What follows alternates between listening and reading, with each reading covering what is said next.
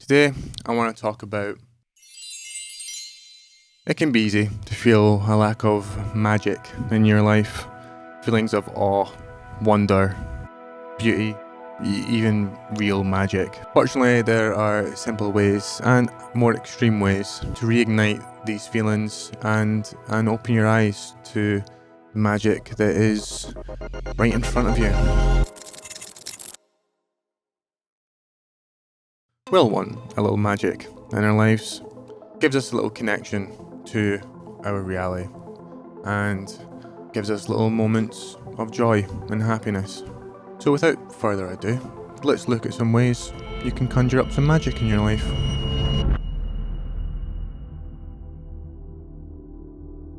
This is so simple, but is sometimes a little bit challenging to do.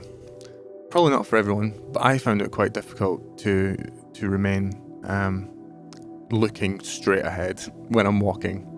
I always felt like I had to look down, and I noticed that I couldn't be thinking or in my head if I was looking straight ahead. Fucking poet over here, man. When you look straight ahead, it sort of forces you to look at what is actually in front of you, because it is, you can't think at all. You can't, I don't know why, but it just really reels you into the moment, like in a really bizarre way. Again, this might just be very natural for some people to do, but for me, I was quite surprised when I noticed it. Very surprised. And so when I'm going on a walk, sometimes I will try and force myself to look straight up, and I do. I do notice more stuff. I do notice more things because I am forced to look and be aware of what's happening. So I guess awareness is just a big thing in general. Like, it just forces you to be more aware of where you're walking to and what you're doing. And when you start being more aware and noticing all these little things will crop up, and these little things will be little bits of magic that will give you little bits of happiness. And it could just be something like listening to little birds, or seeing something happen that you wouldn't have seen if you'd just been staring at the ground. Speaking of staring at the ground, chuck it in the sea.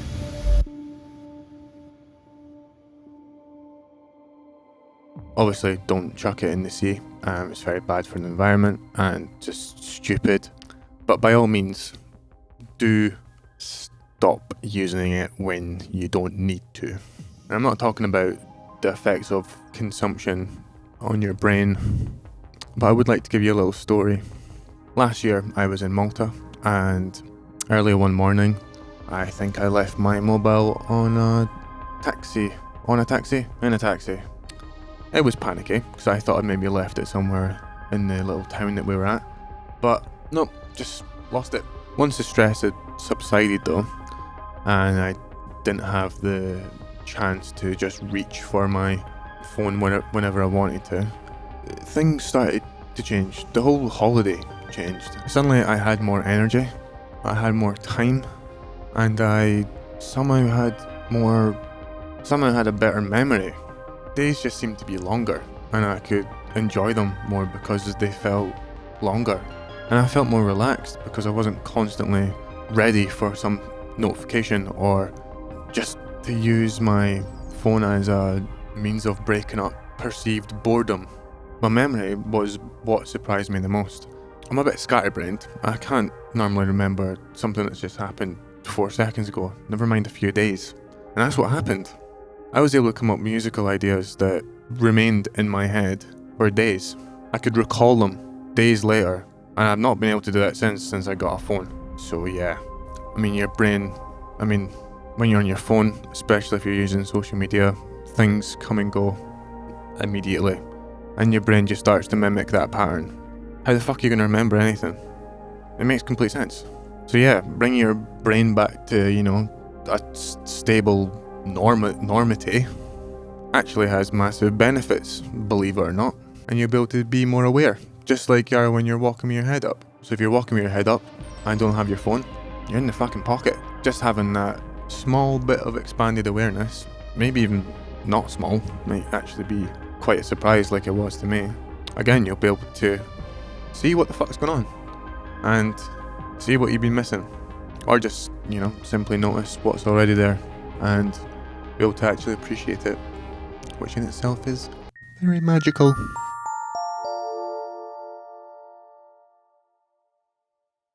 Going outside has an effect to your awareness. Going outside is great. Immediately you feel the expanse, especially if you've been inside for a while or a couple days for whatever reason. Again, outside, sort of just opens you up a little bit.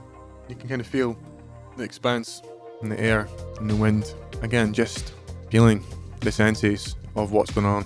Other things you can do as well is, when you're out and about, is go to a little farm or a little sanctuary, or maybe a zoo, but preferably not. Because in the sanctuaries or farms, as long as they're not getting turned into beefs and whatnot, you can see them. You can see animals in their most relaxed state, albeit not natural, but relaxed. Animals obviously have a very different awareness to ours, but their level of presence, it seems to be a lot better than ours. Don't know if you've ever seen ducks fight in a pond, but I remember seeing ducks fight in a pond or lake or whatever it was, and immediately after they'd finished fighting, they were just calm again. It was as if nothing had just happened like 3 seconds ago when they're trying to tear each other apart. And I seen a similar thing with my girlfriend's dog. She was having this weird, eternal sneezing goose sounding thing going on. I think she just couldn't breathe properly, but it looked freaking traumatizing. It was intense. And as soon as that had done, she lay down in the bed and she was fine, as if nothing had happened. So I realise I've gone off on a tangent into observing animals rather than being outside, but I guess they're kind of linked in some way, right? Most animals are outside. It's a stretch, but you get my point. Again, it's coming back to awareness, really, isn't it? About being aware of everything, or as much as you can.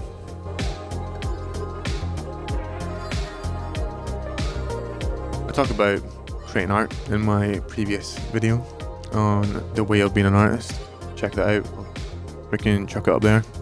And creating art is somewhat of a magical process. I want to give you a very strange but clear example of this. Years ago, I was trying to find some sort of creative outlet. I knew I wanted to do something creative, and before I settled on music, I was dabbling a little bit in fictional writing. There was one thing that surprised me so much that I was amazed by and shocked at the same time when writing fiction. There is a sense of life, and I mean literal life, that starts to appear within the world that you're creating and writing about, and especially the characters.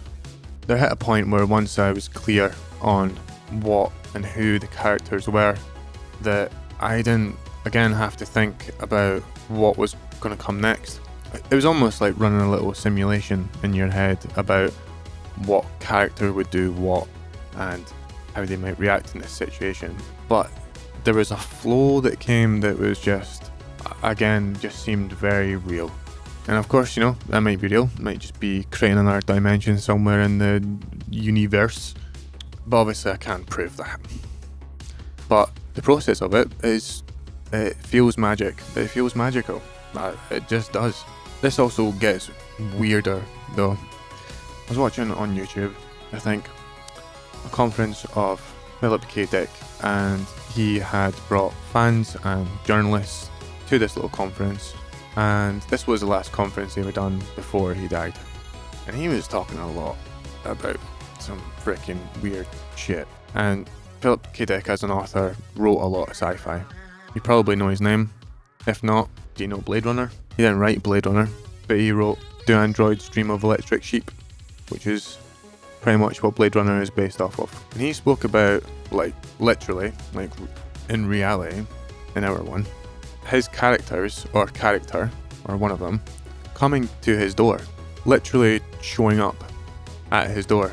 Now, it's just weird because this is some of the clearly things that he had to get off of his chest before he died. I don't know if he was ill or something, I'm not too sure, but I've just not forgotten that. It made me think about it again when I was writing my own stuff. I was like, this feels very real. Again, though, obviously I can't prove any of this. I don't know. But what I do know is that the process does feel pretty magical. So if you don't create any art of any kind, or if you're looking for some other outlet with an art, try writing fiction and see if you have a similar experience, because it's freaking weird. Alright, we're getting juicy now.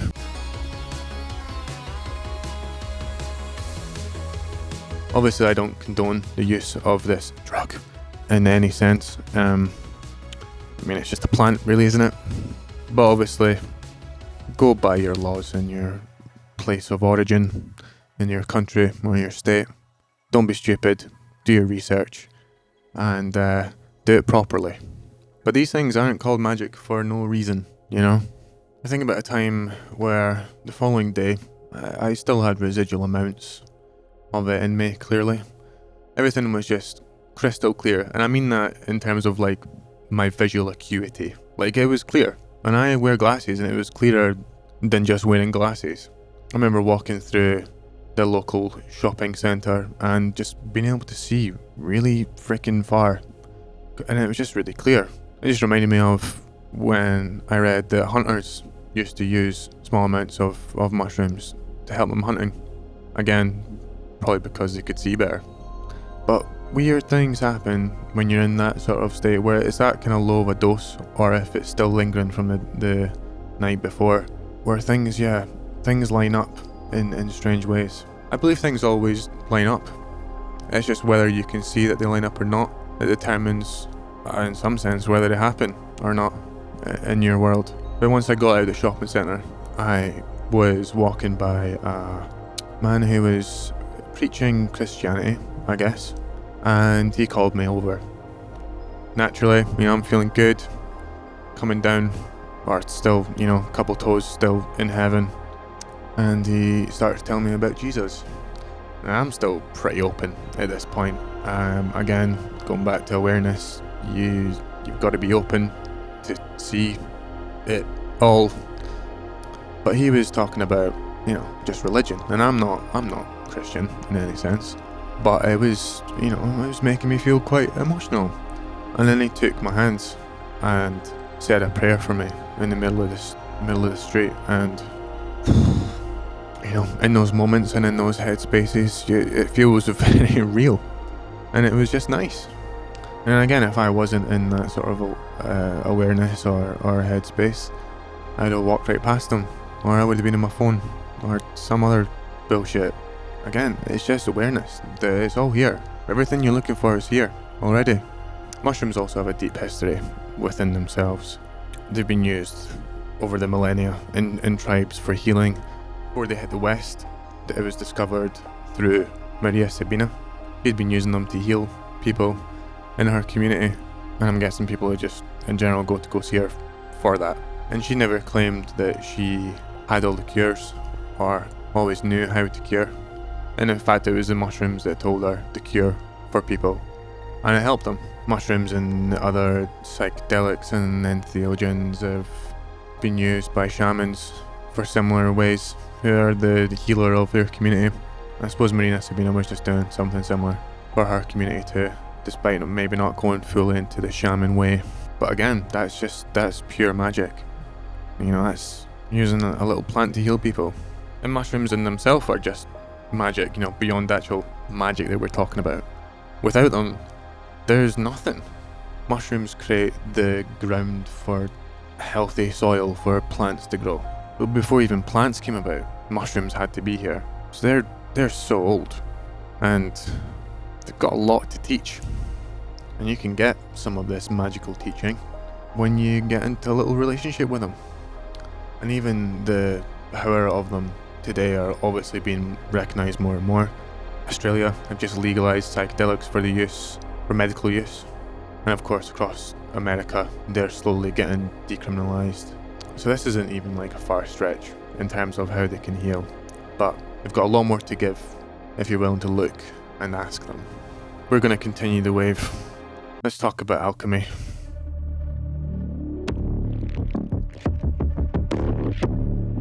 So So this was something I just recently not recently stumbled upon. I always knew sort of it.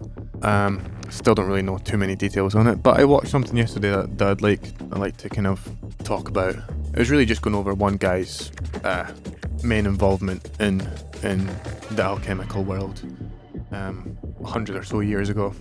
And if you don't know, alchemy is sort of linked to ultimately bettering yourself as a person and remembering who you are. We'd also talk about manipulating matter and reality. The whole thing is written deeply in symbolism and metaphor because, well, I mean, it must just be quite difficult to talk about these kind of topics literally. Maybe they make more sense as images and symbols.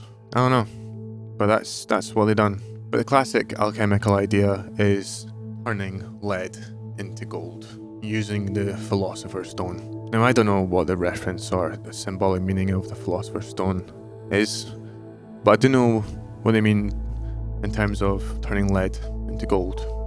Now, it's not literally, again, it's just a metaphor, and it refers to yourself, that you are a piece of lead that you transform into gold.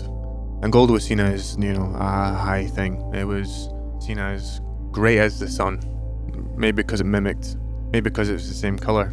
But I don't know. But that was the view of it. So a lot of alchemy is to do with your inner work as a being in life, working on yourself to turn yourself from lead into gold, becoming a cosmic being of sorts. Now there's a famous alchemical quote, which is as within, so without, meaning that whatever you perceive and feel within yourself will be reflected outside of you and vice versa. Good example of this is if that you're in a state of annoyance, things that aren't maybe objectively annoying or people that aren't annoying you seem very annoying. Or like when you're sad and everything feels dull and dimmed around you. Same applies for your environment. If you live in an absolute shit tip, you're going to feel like crap as well. And again, these are simple examples, but it still applies to the concept. And in alchemy, they talk about the great journey, with the great journey being this journey from you going from lead into gold and becoming a cosmic being. And that journey alone of, again, sort of expanding your awareness will obviously change how you look and what you see within your world. As within, so without. And that changing of your reality is completely magical within itself, because your world is changing, because you are. And if you really tune into that, who knows how far you can go. I don't know yet, I've not really got that far, but you can see and you can imagine how far you can take those sort of things. And that's a very direct way to, be a magician. So it seems a lot of this is actually constantly come back to awareness of yourself and the world. And it makes sense. I think the world is inherently quite a magical place. This whole life is very bizarre, and you're just sort of born into it, and that's it. You fall into your roles, whatever that may be, and the blueprint of your culture in your country or state, and you just crack on unless you stop cracking on and start looking about. And there's a lot of hidden magic and appreciation that is waiting to be shared with you, as it is a part of you, as we've discovered. So again, if you'd like to see me talk more about these kind of things, check out my previous video. I'll just leave a link at the end of this video to that, where I talk about similar topics but more leaning towards being an artist. And if you made it this far, thank you, and I can't wait to talk about all this stuff again. Bye.